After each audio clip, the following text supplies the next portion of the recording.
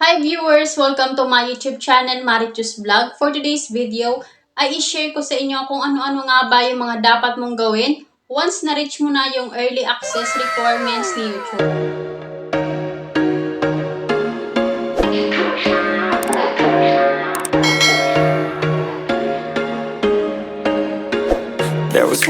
So ano-ano nga ba yon?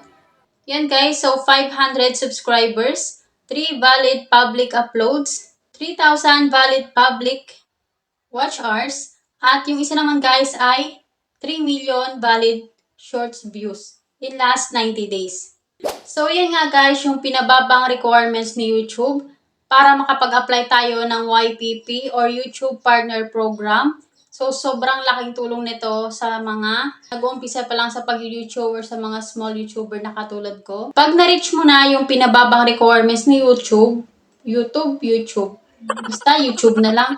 Yan guys, so ibig sabihin may chance ka para maging eligible sa membership, supers, at shoppers. So ano-ano nga ba yung mga yon?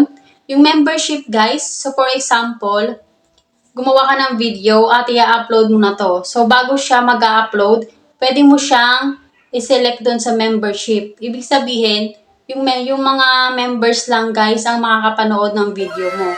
So yung mga viewers mo, pwede silang mag-avail ng membership. At ibig sabihin guys ay doon ka kikita kapag nag-avail sila ng membership na yun. At yung pangalawa guys ay yung super. So dito papasok yung super thanks, super chat at super stickers. Yung super thanks, yan yung makikita nyo dyan sa baba. Dito ba or dito? Basta makikita nyo dyan sa baba ng video ko na dollars na heart tapos thanks. Kapag tinap nyo yon may makikita kayong amount. So madalas ginagamit yon kapag yung viewers mo ay gustong magpasalamat sa'yo or parang nagbibigay siya ng tip. So pwede siyang pumili ng amount na yon kung ilan ang gusto niya or kung magkano. Yung about naman guys sa super chat at super sticker, yung super stickers guys, kung familiar kayo sa TikTok, kung madalas kayong tumambay sa TikTok at may mga napapanood kayong nagla-live, so pwede silang mag-send sa'yo ng sticker na ibig sabihin, may mga bayad din yung sticker na yon. So, sa parang ganun guys, ay kikita kayo.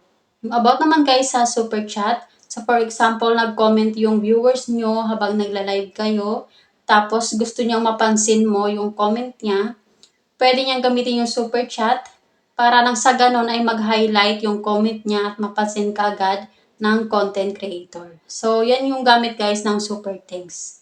At yung pangatlo naman guys ay yung shopping. So, ano nga ba ibig sabihin ng shopping? Ibig sabihin nun guys ay kung meron kang shop or kung nagbi-business ka, katulad na lang guys ng mga Shopee, ganon. So, pwede mo siyang i-connect sa YouTube channel mo at pwede ka rin makapag-promote ng mga binibenta mo dito sa YouTube. Kung iniisip nyo guys na, ay okay lang pala kahit hindi ko na maabot yung 1,000 subscribers at 4,000 watch hours kasi kikita naman ako. Ibig sabihin guys, yung kanina kasi guys ay parang light monetization lang siya at kikita lang kayo sa paraan ng membership, supers at shopping. So, kapag na-reach nyo guys yung pinaka-requirements talaga ni YouTube na 1,000 subscribers at 4,000 watch hours o kaya naman yung 10 million shorts views, ibig sabihin nun guys ay magkakaroon na ng mga ads yung mga video nyo, maliit man yung views o kaya naman guys malaki. Kasi kung napapansin nyo guys, kapag hindi pa tayo monetize, kung napapansin nyo yung mga video natin, nagkakaroon siya ng ads kapag lumampas ng 100. Pero yung mga maliit lang na views ay wala pa siyang ads. So, once na monetize na kayo, ibig sabihin, lahat yun guys ay magkakaroon na ng ads. At sa pamamagitan guys ng ads ay magkakaroon kayo ng revenue na which is kapag naipon yon ay pwede na kayong sumahod sa YouTube. So, ano-ano nga ba yung mga dapat mong gawin kapag na-reach mo na yung early access requirements ni YouTube? So, una guys, huwag kang magpadalos-dalos sa pag-a-apply.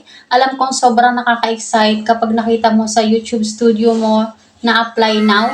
So, alam ko guys na sobrang excited ka kasi ganun din yung nararamdaman ko.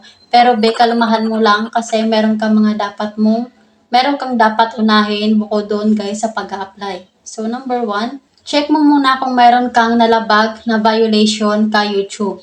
So, kapag meron tayong na-upload na video at nagkaroon tayo ng notification, tapos sa notification na yun ay meron ka daw na violation. So, ibig sabihin guys, yung violation ay warning. So, kapag ka nag-warning si YouTube guys, ay hindi siya agad nawawala. Parang sama ng loob mo. Yan guys, so hindi siya agad nawawala. Minsan guys, umabot siya ng weeks o kaya naman guys ay 1 month. So, kailangan guys, mawala mo na yung warning bago ka mag-apply para naman hindi na siya maging problema kapag ka ni-review na yung YouTube channel mo. So, yung pangalawa guys na dapat mong gawin ay i-double check mo guys yung mga channel mo kung meron kang strike. Kasi once minsan, kapag ka nagka-warning tayo at inulit pa natin, minsan guys, nagbibigay si YouTube ng strike. So, kapag ka may strike ka guys, ay meron ka mga kailangan gawin bago mawala yung strike na yon. Yun guys, so wag ka muna mag-a-apply sa part na yun kasi kailangan mo pang hintayin mawala yung strike para nang sa ganun ay hindi ka na maghintay ng matagal sa pagre-review ni YouTube. At yung pangatlo naman guys na dapat mong gawin ay i-double check mo yung mga thumbnail mo. So dapat kung ano yung nilalaman ng video mo, dapat yun din yung thumbnail mo. Wag guys yung sobrang clickbait. Ako lang naman, nakakaakit naman guys yung ibang thumbnail, pero kahit pa paano inaayon pa rin sila dun sa video.